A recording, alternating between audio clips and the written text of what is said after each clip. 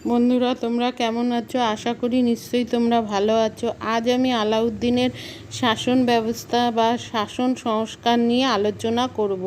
তাহলে চলো আলোচনা শুরু করি। আলাউদ্দিন তার সাম্রাজ্যকে শাসন করার জন্য এক আমলাতন্ত্র গঠন করেন। সুলতান এই আমলাতন্ত্রের শীর্ষে সকল ক্ষমতার উৎস হিসাবে বিরাজ করতেন।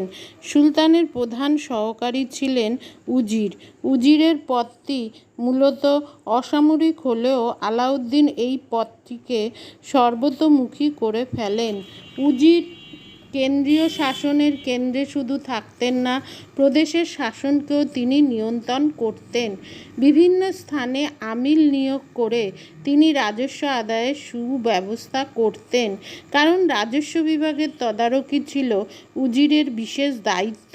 এছাড়া আলাউদ্দিনের ইচ্ছায় উজিরকে দেশ রক্ষা, রাজ্য জয়, বিদ্রোহ দমনের দায়িত্ব পালন করতে হতো।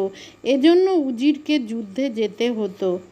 আলাউদ্দিন প্রথম উজির খাজা খতির যুদ্ধ জানতেন না। দ্বিতীয় উজির নসরত খান রণথম্বর যুদ্ধে মারা যান।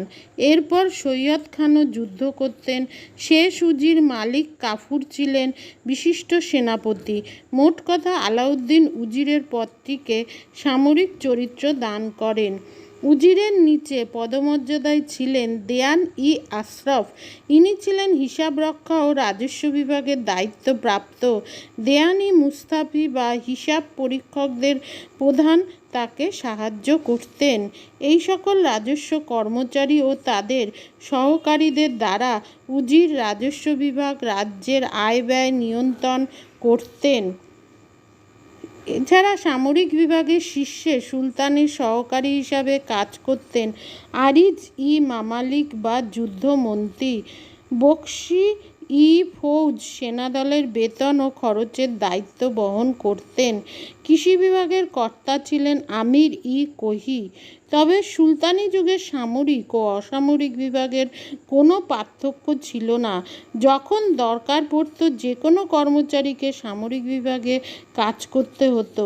এছাড়া আলাউদ্দিন মূল্য নিয়ন্ত্রণ ব্যবস্থা চালু করার পর দেয়ানি রিয়াসত ও শাহানা ই মান্ডি নামে দুইটি উচ্চ পদের সৃষ্টি করেন। শাহানা ই মান্ডি বাজারে মূল্যমান স্থির করতেন এবং ব্যবসায়ীদের নাম নথিভুক্ত করতেন। দেয়ানি ই রিয়াসত ওজনপত্র পরীক্ষা এবং দরদাম পরীক্ষা করতেন ও আইন ভঙ্গকারীকে শাস্তি দিতেন। এছাড়া আরও বহু নিম্নবর্গের কর্মচারী বিভিন্ন দপ্তরের কাজ করতেন। আলাউদ্দিন শাসনকার্যের সুবিধার জন্য তার প্রত্যক্ষ শাসিত সাম্রাজ্যকে 11টি প্রদেশে ভাগ করেন। প্রতিটি প্রদেশের দায়িত্ব তিনি একজন বিশ্বস্ত মালিকের হাতে দেন। প্রাদেশিক শাসনকর্তাদের কাজের উপর তিনি গুপ্তচর দ্বারা নজর রাখতেন। প্রদেশের শাসনকর্তারা নিজ নিজ প্রদেশে কেন্দ্রের আদলে সর্বে সর্বা হয়ে বসেন। যতক্ষণ তারা সুলতানের আস্থাভাজন থাকতেন ততক্ষণ তারা বহু ক্ষমতা ভোগ করতেন। প্রাদেশিক শাসনকর্তারা প্রদেশের রাজস্ব আদায়, শান্তি রক্ষা, বিচার পরিচালনার কাজ করতেন। তারা প্রাদেশিক শাসন পরিচালনা ও প্রাদেশিক সেনাদলের খরচ মিটিয়ে উদ্বৃত্ত অর্থ কেন্দ্রে পাঠাতে বাধ্য থাকতেন। সাধারণত কেন্দ্র দুর্বল হলে এই অর্থ প্রদান করা হতো না। তবে আলাউদ্দিনের বিশ্বস্ত কর্মচারী গাজী মালিক আলাপ খান মালিক কাফুর নিয়মিত রাজস্ব ও খামস বা লুণ্ঠনের ভাগ পাঠাতেন। আলাউদ্দিনের ইসলামীয় আদর্শ অনুযায়ী তার বিচার ব্যবস্থা কাজীদের দ্বারা পরিচালিত করতেন। তবে তিনি নিজে খোলা দরবারে বসে আপিলের মামলার নিষ্পত্তি করতেন।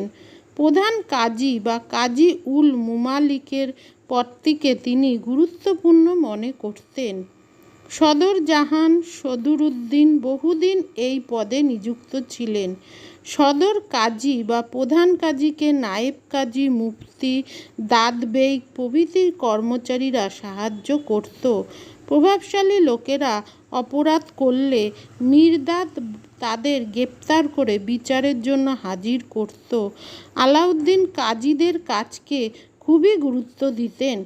বর্ণির মতে বিচার বিভাগে দুর্নীতি ছিল। আলাউদ্দিনের ফৌজদারি আইন ছিল খুবই কঠোর। বেত্রাঘাত প্রভৃতি দণ্ড ছিল সাধারণ। অঙ্গহানি, শুলে চড়ানো, লোহার শিকলে বেঁধে রাখা প্রভৃতি শাস্তি দেয়া হতো। তাছাড়া মৃত্যুদণ্ডও ছিল। এছাড়া তার অন্যান্য দপ্তর ছিল, সেগুলো কি আইন শৃঙ্খলা, চুরি ডাকাতি নিবারণের জন্য কোতোয়াল, দেওয়ানি-ই রিয়াসতকে দায়িত্ব দেয়া হয়। বারিদ বা গুপ্তচররা সর্বদা নজর রাখত। সরকারি সংবাদ পাঠাবার জন্য দাভা বা পাইক এবং আউলাক বা অশ্বারোহী ডাকের ব্যবস্থা ছিল। এইভাবে আলাউদ্দিন তার শাসন ব্যবস্থাকে ঢেলে সাজান, যা ইতিপূর্বে আর কোনো সুলতান তার মতো এইরকম শাসন সংস্কার করেনি। আজ আসি।